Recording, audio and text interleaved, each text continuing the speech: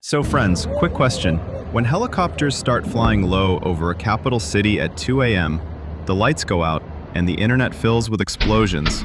Is that A, a Marvel movie, B, a coup, C, just a training exercise, or D, the United States politely saying, "Hey China, back off my lawn"? Yeah, it's D. Welcome back. Grab coffee, maybe something stronger, because Venezuela just became the world's loudest group chat. And the weirdest part? Everyone's talking about it, except the one country allegedly doing the bombing. Classic. Let's meet today's cast of characters. Donald Trump, back in power, loud as ever, and allergic to subtlety. Nicolas Maduro, professional strongman, part-time economic disaster. China, quietly buying oil like it's a steam sale. CNN and Al Jazeera, reporting chaos with very calm voices. And the setting? Caracas, currently experiencing what we'll call unscheduled fireworks. What people are seeing, this is not normal. Videos start dropping online.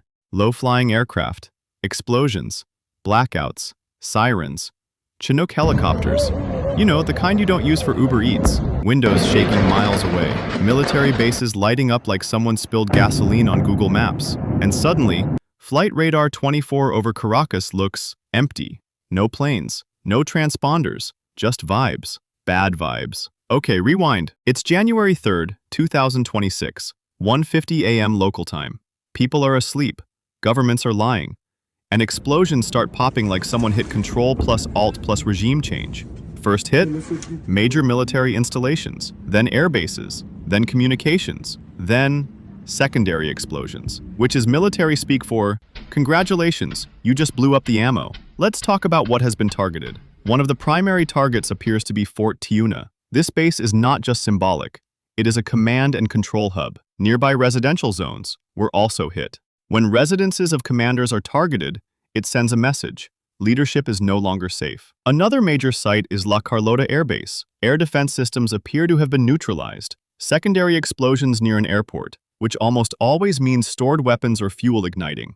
Communication centers destroyed, pointing to nationwide command disruption. Now, here's where it gets weird, because none of this looks chaotic. It looks tidy. That's not panic, that's a SEAD operation, which is basically how the US says, step 1, make sure the other guy can't see, hear, or respond. And guess what happens after SEAD? Helicopters fly freely. And oh look, helicopters. Oh, and one more thing, because while the explosions were still echoing, Nicolas Maduro was arrested, along with his wife. Not killed, not escaped, detained. Which tells us everything.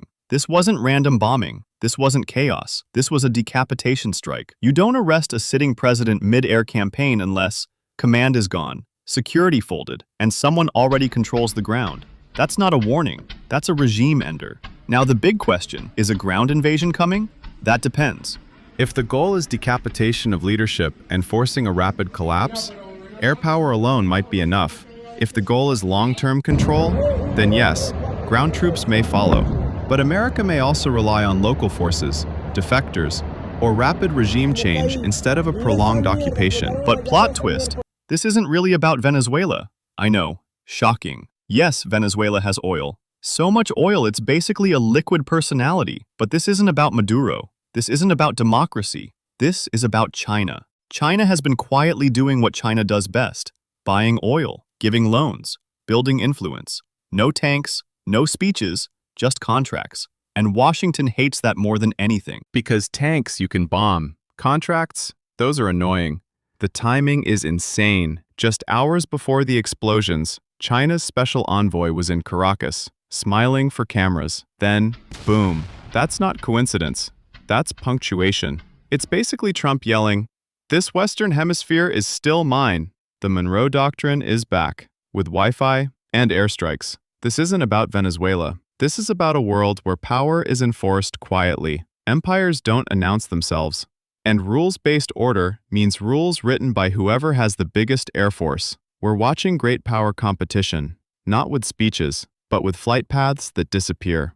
So if you're wondering what those explosions mean, China got a reminder. Latin America is back on the chessboard, and global politics entered its petty era. Because nothing says diplomacy like turning off the lights at 2 a.m.